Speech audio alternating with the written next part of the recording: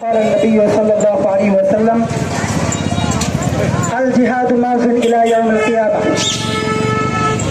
সংগ্রামী প্রকৃতি জনতা, আপনারা সকলে অবগত আছেন যে আমরা আজকে এখানে কেন উপস্থিত হয়েছি।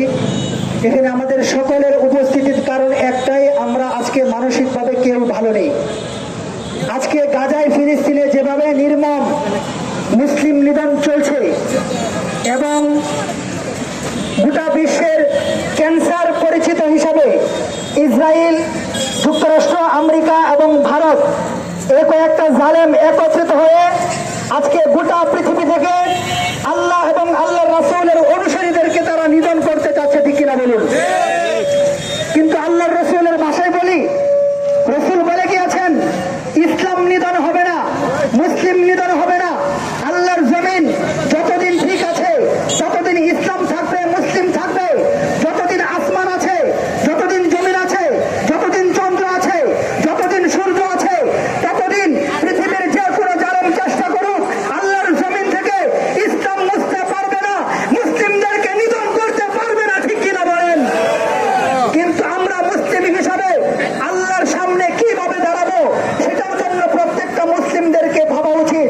এজন্য আমি সংক্ষেপে চারটি কথা বলে আমি আমার বক্তব্য শেষ করব। এক নম্বর কথা, ফিলিস্তিনের মাজলুম মুসলমান ভাই বোনদেরকে উদ্দেশ্য করে বলছি, হে ফিলিস্তিনি, গাজা, রাফার মুসলিম ভাই বোনেরা, আমার মা বোনেরা, আমরা হলাম মাজলুম কা পুরুষ। যদি আমরা মাজলুম কা পুরুষ না হতাম তাহলে তোমাদের সেই দুঃখের বাগী হয়ে সেই গাজায় গিয়ে জিহাদ করে আমরা তোমাদের সাথী হতাম। কিন্তু আমাদের দুর্ভাগ্য, আমরা সেটি পাইনি।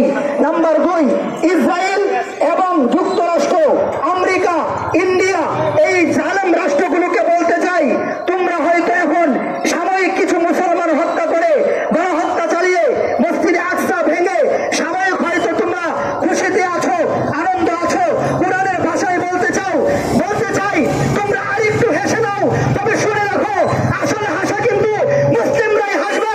আবার সেই গাজা পুনরুজ্জীবিত হবে, আবার সেই রাফা স্বাধীন হবে, মুসলিমরা আবার জাগ্রত হবে, হামাস যোদ্ধারা আবার তৈরি হবে, গোটা বিশ্বের মুসলিমরা একত্রিত হয়ে গাজা সেই জালেম ইসরায়েলকে কবর রচনা করে ছাড়বে। নাম্বার তিন, বাংলাদেশের রাষ্ট্রপ্রধানকে বলতে চাই, মেহেরবানি করে আপনি বাংলাদেশ থেকে বাংলাদেশের মুসলমানদেরকে গাজায় যাওয়ার পথ পদ্ধতি বের করে দিন, ঠিক কিনা বলুন। আমরা এখানে প্রত্যেকেই মৃত্যুর আশা নিয়ে, শাহাদাতের তামান্না নিয়ে এসেছি। আমরা কেউ বাঁচতে চাই না, আমাদেরকে সেই গাজায় যাওয়ার পদ্ধতি বের করে দিন। আমরা গাজায় গিয়ে জিহাদ করে মরতে চাই, ঠিক কিনা বলুন। নাম্বার চার, সর্বশেষ কথা, আমরা যদি একজন মুমিন হয়ে থাকি, একজন মানুষ হয়ে থাকি, তাহলে ফিলিস্তিনের এই পরিস্থিতিতে আমাদের প্রতিবাদী না হয়ে বিপরীত কোনো অবস্থান নেওয়ার কোনো মাধ্যম নাই। প্রত্যেকটা দোকানদার ভাই, প্রত্যেকটা মুমিন, প্রত্যেকটা সংবাদকর্মী, প্রত্যেকটা দোকানদার, প্রত্যেকের যার যার জায়গা থেকে আমাদের প্রতিবাদ করতে হবে।